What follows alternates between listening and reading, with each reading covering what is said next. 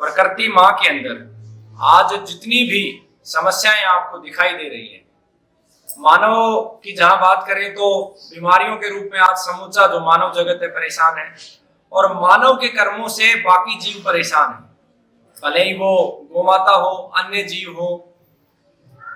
मानव ने अपना जो मूल मार्ग छोड़ा, मानव का जो मूल कर्तव्य था कि प्रकृति में जितने भी तत्व हैं और जितने भी जीव और वनस्पतियों हैं उनकी रक्षा करना मानव का मूल धर्म है, और धर्म का मूल भी यही है। इस पथ से जब मानव भटका तो स्थिति ये हो गई कि चारों तरफ बीमारियां ही बीमारियां इस राष्ट्र में हैं। 90 लाख से अधिक कैंसर रोगी हर साल जान गंवाते हैं। सरकारें बड़े बड़े हॉस्पिटलों का निर्माण निरंतर करती जा रही हैं। अपने तरफ से प्रत्येक राष्ट्र की सरकार भरपूर प्रयास करती है, करना भी चाहिए, लेकिन जब तक इस राष्ट्र के अंतिम व्यक्ति को ज्ञान नहीं होगा तब तक कल्याण संभव नहीं।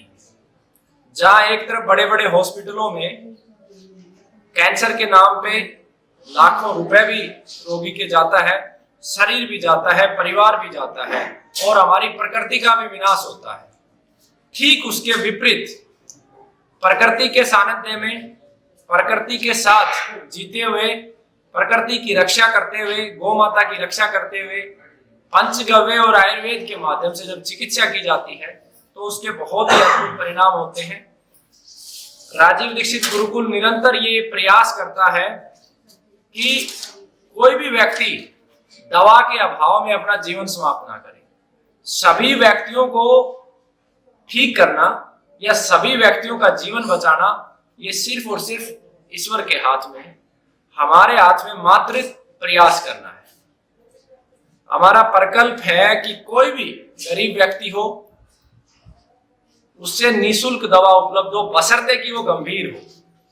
वो संकल्प ले कि प्रकृति के विरुद्ध कभी कार्य नहीं करेगा और ऐसे किसी तत्व का वो प्रयोग नहीं करेगा जिसकी वजह से कैंसर होता है।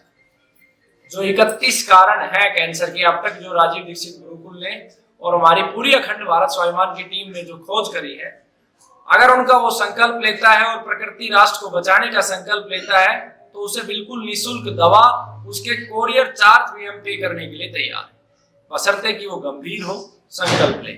आज इसी कड़ी में एक बच्चा मेरे साथ है जो आर्थिक रूप से काफी कमजोर था, और इस बच्चे ने संकल्प भी लिया, निःशुल्क दवा भी ली और उन संकल्पों को पूरा भी किया और उसका परिणाम प्राप्त किया। लगभग कितने समय हो गए बेटा?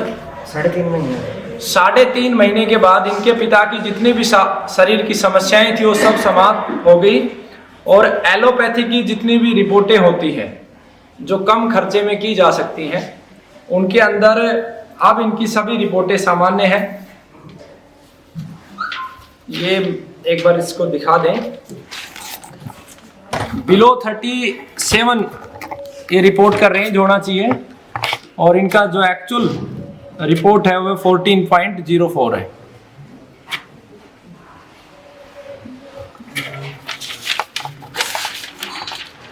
और जो दूसरी एक रिपोर्ट इसी के समानांतर है जिसका रेंज, अगर स्मोकर है तो बिलो 5 होना चाहिए, नॉन स्मोकर है तो बिलो 2.5 होना चाहिए, 0.13। यानी कि अगर व्यक्ति गंभीर होता है तो निश्चित रूप से वो ठीक हो सकता है। दुख इस बात का होता है कि 3-3, 4-4 महीने दवा लेने के बाद भी रोगी को ये नहीं पता कि सब्जी किससे छूकनी है, किन किन तत्वों की वजह से कैंसर हो रहा है। हमारा उद्देश्य दवा को देना मात्र नहीं है, हमारा जो मूल उद्देश्य है रोगी को ठीक करना है। तो जो रोगी गंभीर है, जो वास्तव में ठीक होना चाहता है और ठीक होने के बाद अपने जीवन को प्रकृति और परमात्मा के कार्य में लगाना चाहता है, वही व्यक्ति, मेरा अपना मत है, कैंसर से अगर कोई जीतेगा तो वही व्यक्ति जीतेगा जो प्रकृति और परमात्मा में अपने आप को विलीन कर देगा और अपने जीवन का संकल्प बना लेगा कि मुझे ये मेरा जीवन परमात्मा ने बचाया है और आगे ही अपने इस जीवन को मैं परमार्थ के लिए लगाऊंगा। आज छोटी छोटी चीजों को जो अनिवार्य नहीं है उन पे हम हमारा समय लगाते हैं, 2-2, 3-3 घंटे लगा देते हैं, सिर्फ मात्र इसलिए कि हमें अच्छा दिखना है। ये मूर्खता के अलावा कुछ नहीं है। हमें वो कार्य करना है जिससे हमारा शरीर मजबूत हो, हमारा मस्तिष्क मजबूत हो और समाज को उससे लाभ हो। इस कड़ी में जब हम आगे बढ़ेंगे तो सही दिशा में हम बढ़ते जाएंगे और ठीक होते जाएंगे। मैं इस बच्चे से बात करवाऊंगा। बेटा क्या नाम है? थोड़ा सा जोर से बोलना। आपका नाम क्या है? मेरा नाम मनदीप है, मैं जींद से हूँ और मेरे पिताजी श्री धर्मवीर जी को कैंसर। कौन सा गांव था जींद में? आपको कौन सा गांव है? उचाना के पास कर सिंधु गांव से हूँ मैं जी, जींद जिले में। तो आपको कितना समय हो गया यहाँ से दवा लेते हुए? 3.5 महीने के करीब हो गया मैं यहाँ से दवा ले रहा हूँ। कितना खर्चा आपका लगा? खर्चा जी मेरा कुछ नहीं, मेरी आर्थिक स्थिति ऐसी नहीं थी कि मैं ज्यादा पैसे भर पाऊँ, तो इसलिए मैंने यहाँ के संकल्प लिया अब पीपल के पेड़ लगाऊंगा और कोई भी ऐसा उत्पाद का सेवन नहीं करूंगा जिससे कैंसर होता है। बंद पैकेट का खाना या जैसे गेहूं चावल जो कुछ भी बताया गया था परहेज के रूप में, तो इन सब का परहेज का पालन करके तो मैंने कोई अभी आपकी आज की डेट में आपके पिता, रिपोर्ट की बात अगर हम साइड कर दें, रिपोर्ट कई बार गलत भी होती है। रिपोर्ट कई बार हमने देखा उनका मापदंड भी गलत होता है। आज की डेट में आपके पिता के शरीर में कोई समस्या है? अभी कोई समस्या नहीं जी, बिल्कुल सही है, वो काम भी कर रहे हैं बिल्कुल आराम से। क्या काम कर रहे हैं? चिनाई का मिस्त्री हैं जी मेरे पिताजी, मकान बनाते हैं, चिनाई का काम करते हैं। चिनाई का काम अब रोजाना काम कर रहे हैं? अब रोजाना काम कर रहे हैं जी। अब आप खुद कल्पना कीजिए कि जो रोगी एक चिनाई का काम, यानी कि इस समय सबसे ज्यादा अगर मजबूत कोई काम है तो वो मजदूर और मिस्त्री का है, क्योंकि 9 घंटे लगातार उसे खोदना होता है, चिनना होता है धूप में। और गौमाता की कृपा से अगर रोगी दवा लेके ठीक हो जाता है और इस प्रकार का मजबूत कार्य जो एक स्वस्थ व्यक्ति भी नहीं कर सकता है वो कर रहा है, तो ये साक्षात गौमाता की शक्ति है और ये सबसे बड़ा विज्ञान है। इससे बड़ा और उदाहरण हमारे बीच में हो नहीं सकता। और मैं आशा करता हूँ, इस बच्चे से उम्मीद करता हूँ कि अपना जीवन गौमाता की रक्षा के लिए, प्रकृति माँ की रक्षा के लिए और लोगों को जागरूक करने के लिए लगाएंगे। कुछ कहना है आपको?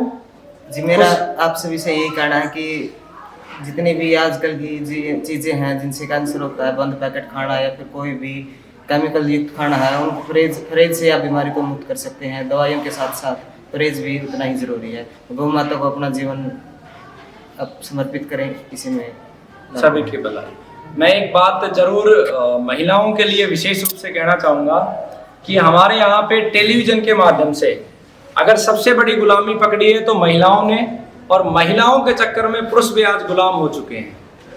आज भारत में कभी एक ऐसी सभ्यता का जन्म था जो हर चीज प्रकृति से चलती थी, यानी कि जब हमारा श्रृंगार भी होता था तो वो चंदन से होता था, मेहंदी से होता था, फूलों से होता था। आज जैसे जैसे बाजार का रूप लिया, उसके अंदर अनेकों प्रकार के ऐसे उत्पाद आ गए जो कैंसर का मूल कारण है। अगर महिलाओं में कैंसर का जो सबसे बड़ा कारण जो मुझे कहीं दिखाई देता है तो वो लिपस्टिक है। एवरेज एक महिला अपने जीवन काल में 1 किलो लिपस्टिक खा जाती है, और लिपस्टिक के अंदर इतने खतरनाक केमिकल है, उसके अंदर मरकरी है, क्रोमियम है, निकल है। और सभी कंपनियां, चाहे तो कंपनियां मेरे पे केस करते, मैं कहता हूं कि सभी कंपनियां, जितनी भी कंपनियां बना रही है, सभी कंपनियों के अंदर होता है, और उसके बाद भी सभी महिलाएं उसे प्रयोग करती हैं। और भी दुख की बात है कि जो कैंसर की रोगी हैं वो भी, मुझे नहीं पता कि व्यक्ति व्यक्ति से जुड़ता है या विचार विचार से जुड़ता है, भावनाओं से जुड़ता है, लेकिन आज समाज में लिपस्टिक, नेल पेंट की एक इतनी बड़ी गुलामी मैं देखता हूं कि अगर किसी को बोल दिया जाए तो युद्ध हो जाता है। तो खास करके कैंसर के रोगियों को मैं पुनः इस वीडियो में कहता हूं, अगर गुरुकुल में आपको दवा लेनी, मुझे कोई शौक नहीं है कि आप गुरुकुल में आके दवा लो। देश में बहुत बड़े बड़े हॉस्पिटल खुले हुए हैं और प्राइवेट हॉस्पिटल भी है, सरकारी हॉस्पिटल भी, आपको जहां मर्जी दवा लेनी है लीजिए। लेकिन अगर आप गुरुकुल में दवा लेते हैं तो आप गुरुकुल के नियमों का पालन कीजिए। ऐसा भी अनिवार्य नहीं है कि 100 के 100 रोगी ठीक हो जाएं, लेकिन आपको पूरा प्रयास करना होगा। हम हमारे प्रयासों में कभी कमी नहीं छोड़ेंगे, ये निश्चित रूप से है। हर क्षण हर समय सिर्फ और सिर्फ लोगों की सेवा में रहेगा। और मेरे बहुत सारे कार्यकर्ता, जैसे हरफुल जी हैं, हमारे बाजीराव जी हैं, विक्रम जी, और बहुत सारे कार्यकर्ता निरंतर इस कार्य में लगे हुए हैं। 6000 कार्यकर्ता निरंतर इस कार्य की शोध में लगे हुए हैं। एक हमारे कार्यकर्ता संसार को भी छोड़ के जा चुके हैं सिर्फ समाज की सेवा के लिए, भागराज जी, उनको बार बार नमन करता हूं। तो आप लोग अगर गंभीर नहीं हो अपने जीवन के प्रति, और तो आप दूसरे को दोष भला क्यों देते हो? मैं खुल के कहता हूं कि मेरे हाथ में नहीं है सभी को बचाना, मेरे हाथ में मेरे प्रयास है। और दवा देने का मात्र इतना सा उद्देश्य है कि वर्तमान समय में पीछे 31 दिसंबर को भी जो हमने प्रतियोगिता करी थी उसमें भी गुरुकुल का पहला स्थान था। पूरे भारत में सबसे अधिक रोगी गुरुकुल ने ठीक किए थे। पुणे 23 जुलाई को पूरे विश्व की एक प्रतियोगिता है जिसको दिल्ली की एक संस्था ऑर्गेनाइज कर रही है, जिसमें पूरे विश्व से लोग आएंगे। मुझे आशा भी है और मेरे कार्यकर्ताओं की मेहनत पे मुझे पूर्ण विश्वास है कि पुणे पूरे विश्व में एक वर्चस्व ज्ञान का, ईमानदारी का और कर्मठता का राजीव दीक्षित गुरुकुल और अखंड भारत स्वाभिमान के सदस्य स्थापित करेंगे। और एक बार बार बात निकल के आती है, गुरुकुल ने 3 नियम बनाए हुए हैं। अगर कोई रोगी गरीब है तो वो संकल्प लेके निःशुल्क दवा ले सकता है, उसमें कोई किंतु परंतु नहीं है। संकल्प की प्रक्रिया है, वो निभाए तो उसका जीवन, ना निभाए तो उसका जीवन। अगर वो संकल्प नहीं लेना चाहता तो उन दवाओं की बनाने की जो वीडियो है YouTube चैनल पे, हमारे पे भी, और पूरे भारत में जितने यूट्यूबर्स हैं हम उनको बार बार इनवाइट भी करते हैं, बढ़ाने की पूरी विधि वहां पे डिस्प्ले की हुई है, आप वहां से भी ले सकते हैं, कोई फोर्स नहीं। और मैं ये भी कहता हूं कि जो दवा गुरुकुल में बन रही है उससे ज्यादा अच्छी दवा आप घर पे भी बना सकते हैं, क्योंकि आपकी भावनाएं उसमें इनकॉर्पोरेट हो जाएंगी, जुड़ जाएंगी। और तीसरी जो विधि है कि आपको उसका मूल्य चुकाना है, क्योंकि मेरे पास इतना सामर्थ्य नहीं है कि एक माह की मतलब 25, 30, 40, 50 लाख, करोड़ों रुपए की दवाएं निर्भर करती है, वो खरीदी जाती है कि वो मैं दान से दे दूं, क्योंकि मैंने बहुत दान अपने जीवन में मांगा है। अब मैं दवाओं के लिए दान कभी नहीं मांगूंगा, क्योंकि जब जब हमने फ्री दी तब तब उसके परिणाम हमें नहीं मिले और लोगों ने उठा उठा के घरों में रख दिया, दवा दोबारा ली भी नहीं। हाँ, मैं आमंत्रित करता हूं कि मेरे रोगी या कोई उद्योगपति हमें मासिक जड़ी बूटियां खरीद के दे दे और जो हमारे कार्यकर्ताओं का गुरुकुल का खर्च है वो वहन कर ले, तो हम किसी से एक सिंगल रुपए भी नहीं लेंगे। अन्यथा आपके पास ऑप्शन है और अपनी तरफ से पूरा प्रयास है कि आप लोगों को जितना ज्यादा अच्छे से अच्छा ठीक कर पाए। और बहुत साथियों के कमेंट भी होते हैं, राजीव भाई ने केवल आपको ये बताया था कि आप हल्दी और गोमूत्र पुनर्नवा लीजिए, बांटा नहीं था। अगर राजीव भाई भी बांटने लग जाते तो शायद उनके भी कपड़े फट जाते। कहाँ से लेके आते? वो संभव नहीं है, वो सत्य नहीं है। और उसके बाद हमने हमारे गुरु के नाम को आगे बढ़ाया, पीछे नहीं घटाया। राजीव भाई ने अनेकों बार, उन्हीं की प्रेरणा से हम कार्य करें, उन्हीं का सब कुछ दिया हुआ है, परमात्मा का दिया हुआ है।